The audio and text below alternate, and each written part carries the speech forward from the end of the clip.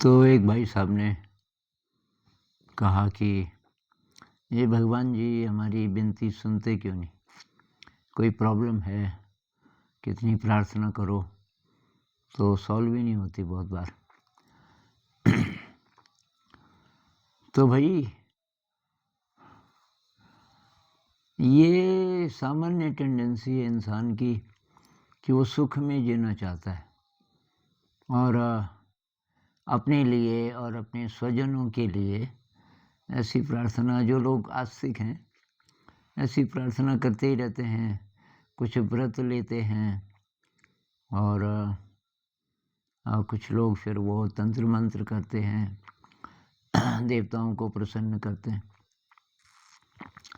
लेकिन बुद्धिस्ट दृष्टि से देखें तो भाई जो भी कष्ट, जो भी दुख जिंदगी में आ रहा है वो हमने कमाया।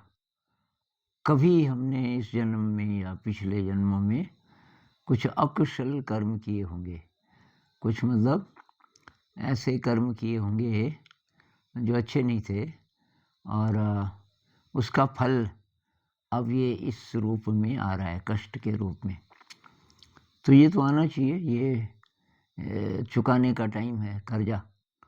जो कष्ट आया तो उसको अगर आप समता भाव से एक्सेप्ट कर लें, कष्ट है, दुखद संवेदना है, तो कष्ट को दुख मत बनाओ।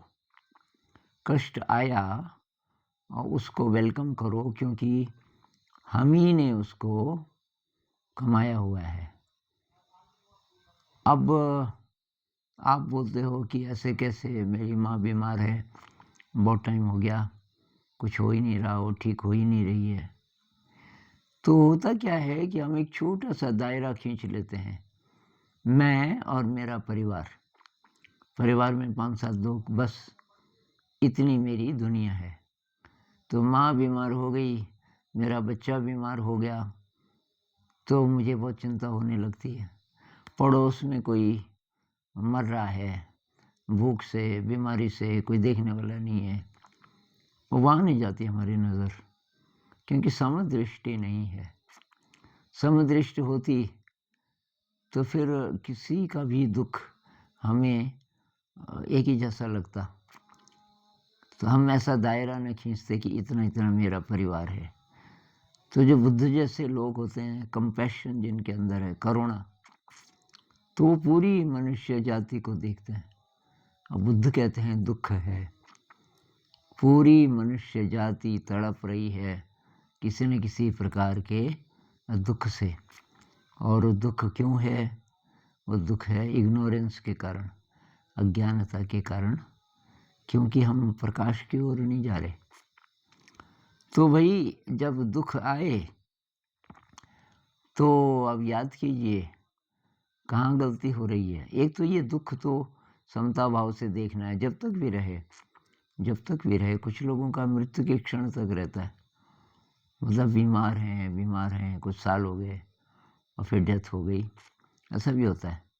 और उनमें से कुछ बड़े बड़े संत भी रहे, पर उनकी अप्रोच यही रही कि ये जैसा भी है ठीक है, उन्होंने एक्सेप्ट किया। तो रास्ता क्या है भाई? रास्ता ये है कि आप थोड़ा सा प्रकाश की ओर मुड़ो, थोड़ा ध्यान करो और ये जो दुख है, कष्ट है, इसको सही दृष्टि से देखना सीखो।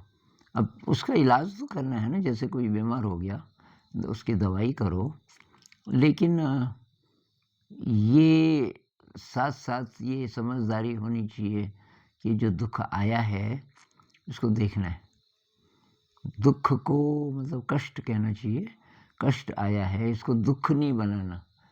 दुख का मतलब है कि ये नहीं आना चाहिए। तो ये एक तरीके से द्वेष की भावना उसके प्रति, वो नहीं। उसी तरीके से खुशी का समय आया और सब अच्छा अच्छा है जीवन में, तो उसमें राग यानी कि अटैचमेंट, वो नहीं होना चाहिए। उसको भी तटस्थ भाव से देखो। ये नहीं है कि एक अच्छा है और एक बुरा है, सुख अच्छा है और दुख अच्छा नहीं है। ये तो एनिमल प्रवृत्ति है ना हमारी, कि सुख सुख चाहिए सबको। ये हमारी एनिमल नेचर है। और लेकिन आध्यात्मिक दृष्टि से दुख जब आया उसका इलाज तो कीजिए, लेकिन उसको एक्सेप्ट भी कीजिए और किसी को ब्लेम मत कीजिए। आप जिसको भी मानते हैं, देवी देवता हो, ईश्वर हो, जो भी हो, तो अब बुद्ध तो कहते हैं ना कि बाहर देखो ही मत। बाहर कोई भी भगवान, कोई भी देवता, ये भटकन है, क्योंकि आपके अंदर है शक्ति। आप अपने अंदर ढूंढो, तो एक ही मार्ग है। आप ध्यान करो, निस्वार्थ सेवा करो।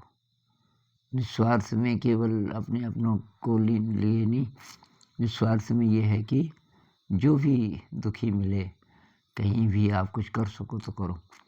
निस्वार्थ सेवा करो, कंपैशन डेवलप करो, कंपैशन, और अपने पास जो अच्छा है उसके लिए ग्रैटिट्यूड। ये और ये सब आने लग जाएगा जब आप थोड़ा ध्यान में गहरे जाओगे। तो बस एक ही तरीका है, ध्यान कीजिए। जीवन में जो भी आए, दुख आए, सुख आए, उसको एक्सेप्ट कीजिए, और तब आपको ज़्यादा प्रॉब्लम नहीं होगी। कष्ट भी आएंगे तो आप शांत रहेंगे। तो फिर मिलेंगे।